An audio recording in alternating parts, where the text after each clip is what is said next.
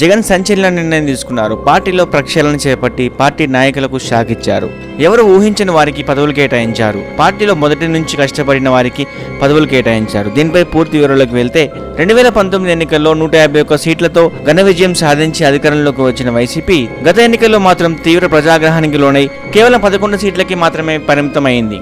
2019 ఎన్నికల్లో 22 పార్లమెంట్ స్థానాలు గెలుచుకున్న ఆ పార్టీ ఈసారి 4 పార్లమెంట్ స్థానాలకు మాత్రమే పరిమితమైంది. ప్రభుత్వ వ్యతిరేక ప్రజాగ్రహంతో వైసీపీ కంచుకోటలు కూడా బదులయ్యాయి. ఊహించని రీతిలో వైసీపీ ఓటమి పాలు కావడం ఇప్పుడు ఆ పార్టీ నేతలకు పెద్ద సంకటంగా మారింది.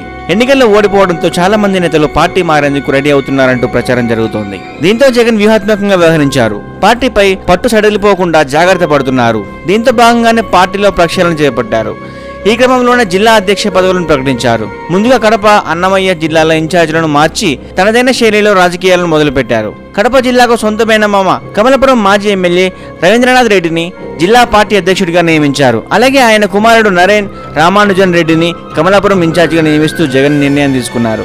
అన్నమయ్య జిల్లా అధ్యక్షుడిగా ఉన్న శ్రీకాంత్ రెడ్డిని అధ్యక్ష బాధ్యతల నుంచి తప్పించి రాజంపేట ఎమ్మెల్యే ఆకిపాటి అమర్నాథ్ రెడ్డిని జిల్లా అధ్యక్షులుగా నిర్మించారు. అన్నమయ్య జిల్లా అధ్యక్షుడిగా ఉన్న శ్రీకాంత్ రెడ్డిని తప్పించిన జగన్ ఆయనకు ఉన్నత పదవిని అప్పగించారు. పార్టీ సమన్వయ ప్రధాన కార్యదర్శిగా గడికోట శ్రీకాంత్ రెడ్డి, వేంపల్లి సతీష్ రెడ్డితో పాటు పార్టీ మరో ప్రధాన కార్యదర్శిగా చెవిరెడ్డి భాస్కర్ రెడ్డి పేరును ఖరారు చేశారు. యువజన విభాగ అధ్యక్షుడు జక్కంపూడి రాజా, బీసీసీఎల్ అధ్యక్షుడు రమేష్ యాదవ్, ఎస్సీసీఎల్ అధ్యక్షుడు టీజేఆర్ సుధాకర్, చేనేత విభాగం అధ్యక్షుడిగా గంజి చిరంజీవి, విద్యార్థి విభాగం అధ్యక్షుడిగా పానుగంటి చైతన్య, ఏలూరు జిల్లా అధ్యక్షుడిగా దూలం నాగేశ్వరరావు పేర్లను జగన్ ఖరారు చేశారు. ఏది ఏమైనా పార్టీని మరింత బలోపేతం చేయాలంటే ముందు సొంత జిల్లా నుంచే మార్పులు చేర్పులు చేస్తే గానీ పార్టీ బలోపేతం కాదనే ఉద్దేశంతోనే జగన్ ఈ నిర్ణయానికి వచ్చినట్టు తెలుస్తోంది.